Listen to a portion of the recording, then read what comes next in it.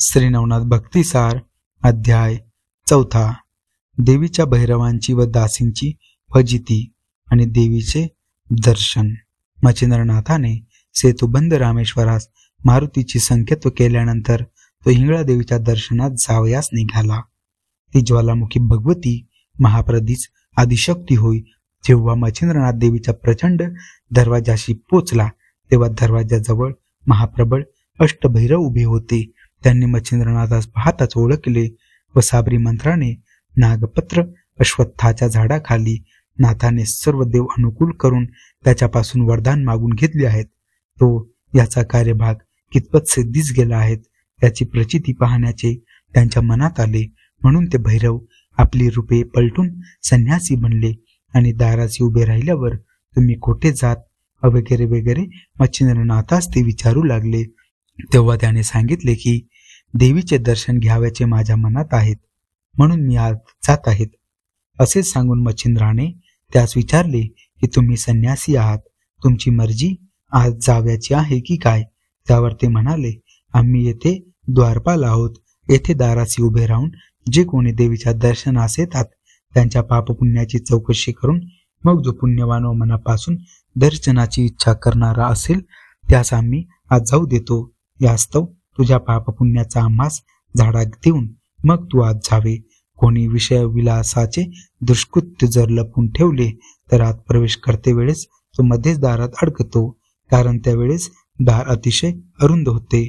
मग खोटे बोलून अडकला आहे असे पाहताच आम्ही त्यास मागे ओढून शिक्षा करीतो. याकरता तुमच्या हातून जी जी कर्म झाली असतील ती सर्व सांगून येते झडती द्यावी व मग दर्शनात जावे. अष्टभैरवांचे असे भाषण ऐकून मच्छिंद्रनाथ म्हणाला की मी पाप पुण्य काही एक जाणत नाहीत. मजकडून आजपर्यंत जी जी कर्म जडली ती सारी ईश्वर प्रित्यर्थ केली आहेत. तशात आम्ही पाप पुण्यापासून अलिप्त आहोत. हे भाषण ऐकून ते संन्यास रूपी अष्टभैरव चकित झाले व म्हणाले, जन्मास आल्यानंतर तू केलेली कामे छपून ठेवलीस तर तेथे तुझा निभाव लागव्याचा नाहीत. मार खाऊन परत जावे लागेल. याकरता काही वाईट असेल ते सांगूनच जावे, म्हणजे अंबाबाई कृपा करील व तुला दर्शन देईल.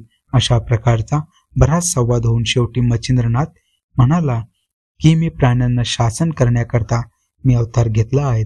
मज पुढे तुम्हा मशकांचा प्रताप अद्भुत आहेत असे माझ्याने म्हणवेल तरी कसे. त्या ऐकून अष्टभैरवास राग आला व ते त्रिशूल फरस गांडीव तरवारी अंकुश बरची गदा भाले कुऱ्हाडी अशा तीव्र शस्त्रे घेऊन युद्ध करण्यास सिद्ध झाले. मच्छिंद्रनाथाने जय जय श्री गुरुदत्त राज म्हणत हातात भस्म घेतले आणि मंत्रून म्हटले की मित्रा वरुणी देवा, माझ्या कार्यासाठी तयार रहा. अग्निनी वरुणी अग्नि वायू इंद्रादी देवगण गंधर्वादी करून सर्व कार्यांमध्ये सहाय्य करण्यासाठी तयार राहावे. तुम्ही सर्वांना मी नमस्कार करीतो. अशा रीतीने सर्वांना युद्धाचे आमंत्रण करून मंत्रलेले भस्म दाही दिशास फेकले. नंतर वज्र पंजर प्रयोग म्हणून विभूती अंगास लावल्यानंतर त्याचे शरीर वज्राहून कठीण झाले.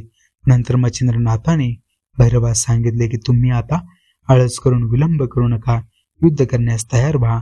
न कराल तर तुम्हास माता पित्याची शपथ आहेत. ते ऐकून अष्टभैरवांनी रागाने तीव्र शस्त्रे सोडली, परंतु मच्छिंद्रनाथाने त्यास जुमानले नाही.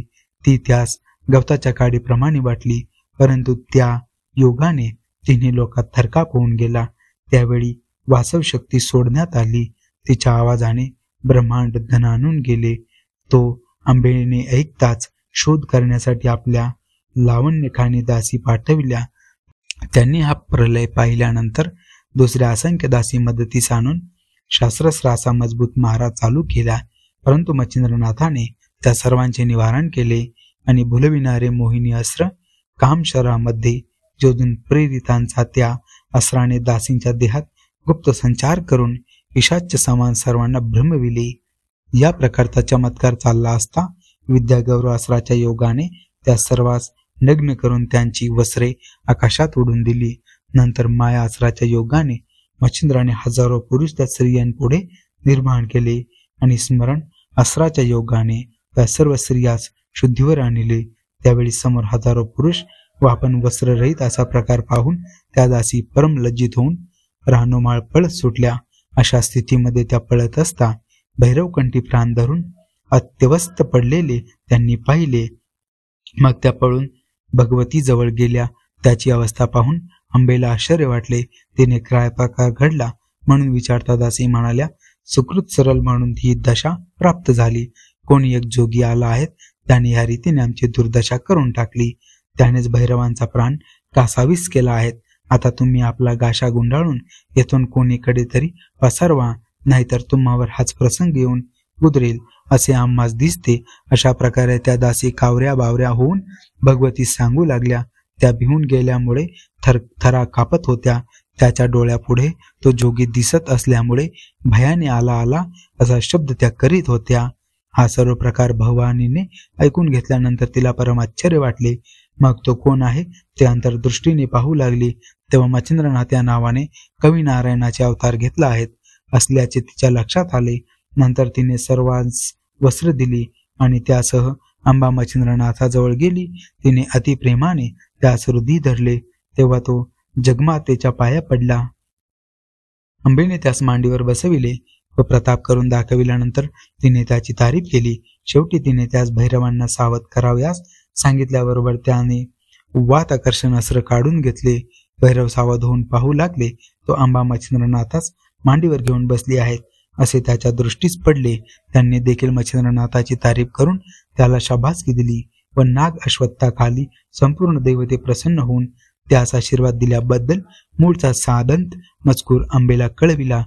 तो ऐकून माझ्या मनात तुझा पराक्रम पाहावा असे आलेत म्हणून अंबेने नाथास सांगितले. त्यावेळी तू सांगशील तसे मी तुला करून दाखवितो असे नाथाने म्हटल्यावर तिने पर्वत आकाशात उडून पुन्हा जागच्या जागी आणून ठेवयास सांगितला. हे ऐकून त्याने वाताश्रय योजून मंत्र म्हणून भस्म पर्वतावर फेकले. तेव्हा पर्वत आकाशात भ्रमण करू लागला. मग तिने त्याची पाठ थोपटून वाकाणणी केली आणि पर्वत उतरव्यास सांगितले.